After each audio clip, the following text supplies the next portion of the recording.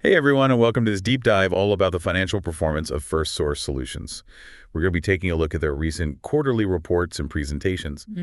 And we've got some insights from screeners as well, so get ready for a number-packed adventure. Lots and lots of numbers. But don't worry, we'll make sure all those numbers actually make sense by the end of this deep dive. Absolutely. So Firstsource Solutions, they're a pretty big player in the business process management industry, Right. providing all sorts of services, and they're part of that massive RP Sanjeev Goenka group. Yeah, they're kind of like the bespoke tailors of the BPM industry, Mm. crafting solutions for all kinds of clients, from banks and healthcare providers to even media giants. And their global reach is pretty impressive. Yeah, I was looking at that. They've got offices all over. Offices in the US, UK, India, the Philippines, they're everywhere. Okay, that gives us some good context. But let's get to the really interesting stuff, the financials. That Q2 report just screams growth, starting with a 25% year-over-year revenue increase, bringing them to a cool euro 19,254 million, or about US $230 million for those who are keeping track across different currencies. What do you make of that number, especially considering the current market conditions? It definitely catches your eye, right? 25% growth is not something to ignore, especially when you think about all the economic headwinds that companies are facing right now. But one thing to keep in mind with global companies like Firstsource is the impact of currency fluctuations. To really understand how they're actually performing, we need to look at constant currency growth, which basically strips away all those currency swings. Yes. Constant currency growth takes me back to my finance 101 days. So how does Firstsource look on that front? Still really strong. They're showing a 22.7% year-over-year growth in constant currency, which means their core business is genuinely expanding. It's not just benefiting from, a favorable exchange rate. Okay, that's reassuring. Now let's talk about earnings. Their EBIT earnings before interest and taxes jumped up 27.3% year over year, reaching $2,081 million with a 10.8% margin. Now, I am seeing a note here about one-time charges potentially impacting that margin. For those of us who don't live and breathe financial statements every day, can you break down what EBIT is and what those charges could mean? Sure. So EBIT is essentially a company's core profit. It's what they're making from their operations before you factor in things like interest on debt or taxes. It gives you a good idea of the company's operational efficiency. Now, those one-time charges, they can be things like restructuring costs, leadership changes, even legal settlements. They're not really part of the regular business, so they can kind of mess with the numbers a bit. Got it. So should we be worried about these charges? Are they a sign of something bad hiding beneath the surface? Not necessarily one-time charges happen. It's more important to look at how the company handles them. Firstsource actually provides something called a normalized EBIT margin, which basically excludes those one-time hits. And that normalized margin is a much healthier 11.1%, which suggests those charges were really just one-offs. Okay, that makes sense. Let's move on to the bottom line. Profit after tax, or PAN. They're reporting $1,382 million, up 9.3% year over year with a 7.2% margin. On the surface, profit growth is good, right? But I'm noticing that the margin is a little bit thinner than last year. You're right to point that out. PAN is the ultimate measure of profitability. It's the money that's left over after paying all the bills, including taxes. While 9.3% growth is definitely positive, that shrinking margin suggests maybe we should look a little deeper into their expenses. Are their costs growing faster than their revenue? That's something worth looking into. So it's not just about the absolute numbers, but understanding the story behind them. Makes sense. Okay, before we get completely lost in a spreadsheet spiral, I have a fun fact. Firstsource is part of the RP Sanjeev Goenka group, which is this giant conglomerate with fingers in everything, from power generation to media to even gourmet food retail. Seems a little random, no? Does this diverse background offer any advantage for Firstsource? It's a good question. Being part of a large and diverse conglomerate can definitely offer some benefits, like financial stability. If one sector is struggling, the others can kind of provide support. There's also the potential for cross-industry learning and sharing best practices. Insights from the fast-paced world of media could actually be surprisingly relevant to optimizing business processes. That's a really good point. It's like having this built-in network of experts across different fields. But I guess there could be downsides too, right? Absolutely. Conglomerates can also be really complex to manage. Managing so many diverse businesses can create management challenges, and there's always the risk of conflicts of interest. It's kind of a double-edged sword. Okay, so potential pros and cons to think about. Now, I was doing some digging on Screener, this awesome website for all things finance, by the way, and it flagged a couple of potential concerns for Firstsource. One, not so great sales growth over the past 5 years, and two, this thing called interest cost capitalization. Should we be worried about these things, especially given their strong Q2 performance? It seems a little contradictory. It's always smart to consider all angles, even when things are looking good. That long-term sales growth trend does make you wonder a little. But remember, we're seeing strong recent performance. And there's a clear commitment to digital transformation with their digital first, digital now strategy. It's possible they're turning things around. As for interest cost capitalization, well, that's a bit technical. Yeah, it definitely sounds like I'd need to do some Googling. Can you give us the ELI5 version? Basically, it means the company might be adding interest expenses to the cost of their assets instead of expensing them right away, like adding the cost of financing a new machine to the machine's price tag, spreading the cost over time. It's not necessarily a bad thing, but it does mean we need to look closer at the financial statements to understand what it all means. So we need to see if they're using this tactic responsibly. Exactly. Transparency is key. Now let's talk about future outlook. They're projecting a 20.5% constant currency revenue growth for FY25. That's ambitious, to say the least. And they're aiming for an 11.5% EBIT margin. Given everything we've talked about, the strong Q2, those potential concerns, the market conditions, Fed. Do these targets seem realistic? They're definitely shooting for the stars. Achieving those targets is going to require some flawless execution. But there are definitely some potential growth drivers working in their favor. They've been winning some new deals, a big one in Australia, an expansion with a U.S. mortgage company. And remember that Ascensus acquisition. That's a pretty significant move that could really fuel their growth. Right, Ascensus. They specialize in customer experience, which seems like a perfect fit for Firstsource's digital now focus. Exactly. But it really all comes down to execution. Integrating those acquisitions, continuing to win new clients, staying ahead in the tech game. Those are the keys to hitting those ambitious targets. So lots of potential, but we definitely need to keep a close eye on their progress. Now, before we move on to the nitty-gritty of financial ratios, let's take a quick breather and... Okay, before we do that, I think we missed a couple of important data points. What about their EBITDA margins, trade receivables, and free cash flow, FCF? Oh, you're right. We can't skip over those. Let's talk about EBITDA first. They're reporting $2,723 million, up 16.5% year over year, with a margin of 14.1%, which is a great indicator of their operational profitability. Absolutely. And their EBITDA margins have also been consistently improving over the past few quarters, which is a positive sign. Now, what about trade receivables and FCF?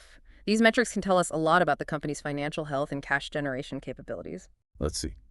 It looks like their trade receivables have increased, which isn't necessarily a bad thing, so we need to keep an eye on that to make sure they're collecting payments efficiently. As for FCF, they generated $517 million in Q2, which is decent but not spectacular. Right. While positive FCF is always good, we'd ideally like to see that number grow as their business expands.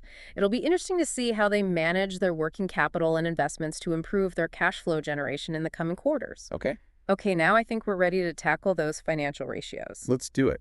This is where we really get to see how Firstsource stacks up against the competition and the broader market. It's like putting those financial muscles to work. Exactly.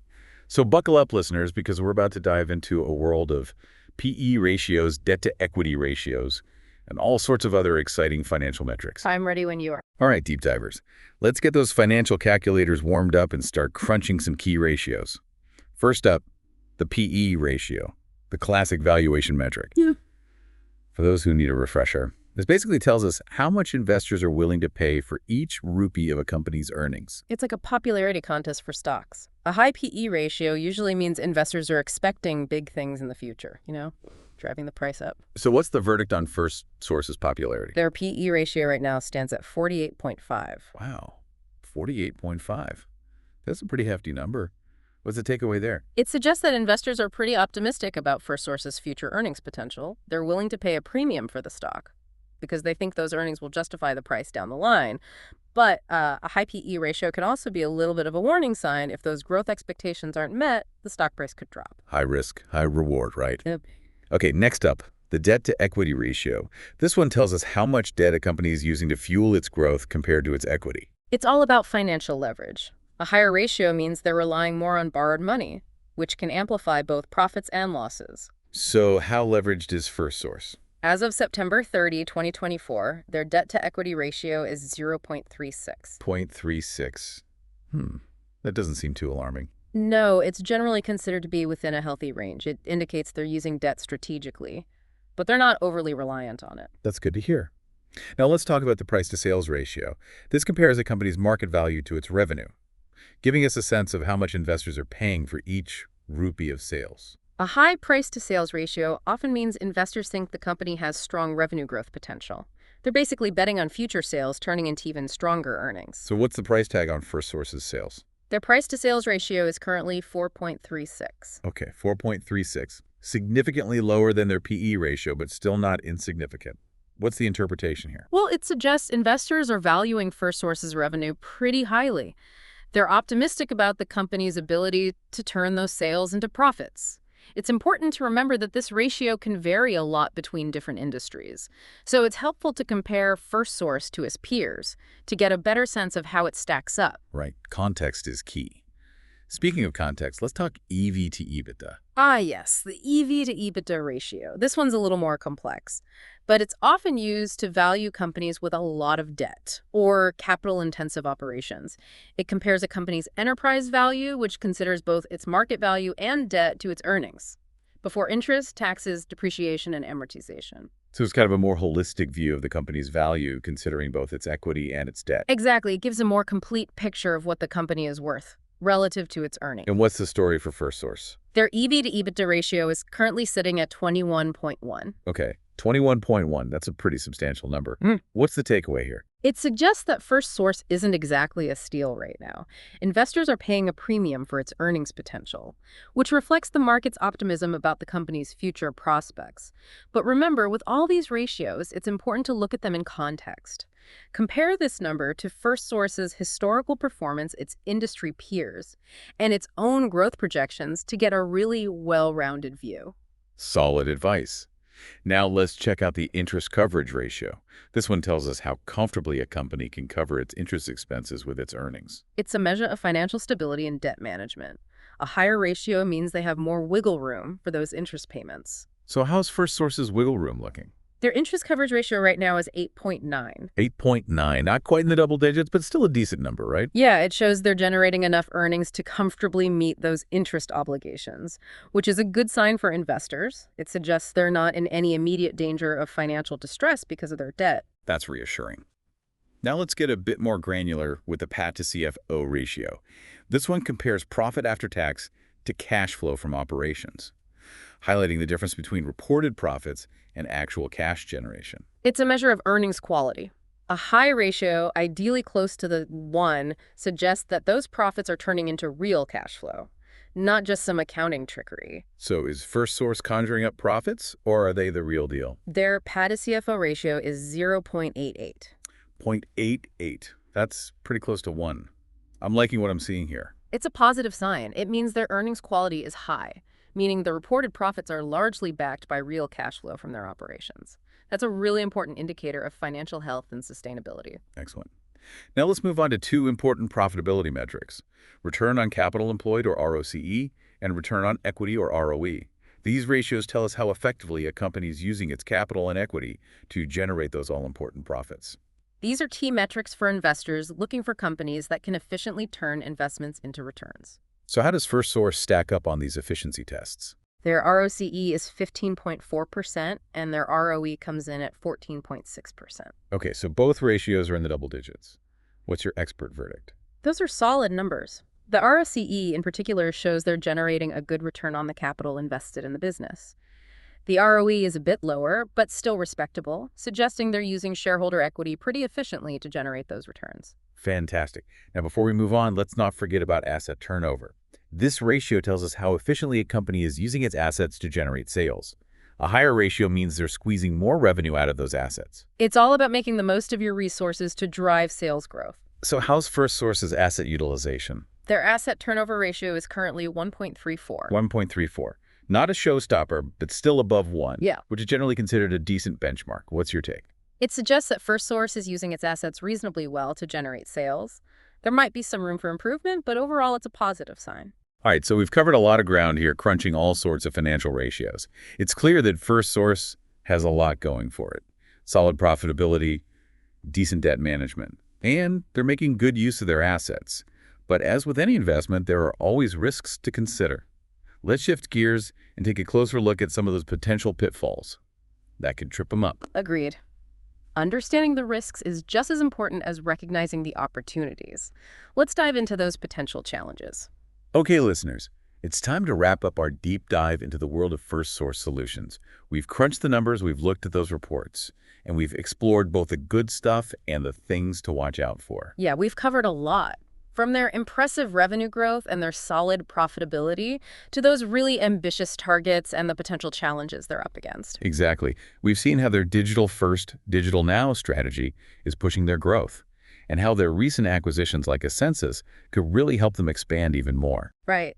But we've also talked about how it's important to look beyond the hype and really consider those risks, like the competition, those integration challenges, and just how tough it'll be to hit those growth targets. Right. It's all about looking at the whole picture, weighing the good and the bad before you jump into any investment decisions. Exactly. So let's do a quick recap of those key takeaways one last time. Okay. Firstsource is definitely a company with a lot of potential. They're riding that wave of digital transformation. Their financials are looking pretty solid, and they're even giving back to those shareholders with those dividends. Right. But they do have some vulnerabilities. Remember those growth targets. Trying to hit those in a global economy that might be slowing down, that's a big challenge. They'll need to perfectly manage those integration challenges. Yeah. And stay ahead of the tech game to really make those numbers happen. Absolutely. And remember that interest cost capitalization thing we talked about. While it might make their short-term profits look better, it's super important to understand what it means in the long run. Yeah, transparency is really key. And that's where you, the listener, come in. Don't just take our word for it. Do your own research. Dig into those financial statements. Read those earnings calls and see how Firstsource compares to its competitors. Exactly. Get that full 360-degree view of the company before you make any decisions. So here's a big question we want to leave you with. With Firstsource aiming for even more growth in what might be a tough market, what are the key factors you should be watching to see if they're actually on track to meet those goals? What do you think? Is it their ability to win those new deals? Or to integrate those acquisitions smoothly? Maybe it's all about attracting and keeping the best talent in such a competitive field. Right. Or maybe it's how well they keep up with technology and how much they innovate. Yeah. What are the make or break things for you as an investor? Those are all really great points, and I think that's a perfect place to leave our listeners. We encourage everyone to really explore those reports and presentations. You can find them on Screener and really come to your own conclusions. Exactly. Empower yourselves with that knowledge. And always remember, the best investments are the ones you're informed about and the ones that fit your own financial goals. So keep diving deep, keep looking at those numbers, and most importantly, keep asking those important questions. Until next time, happy investing.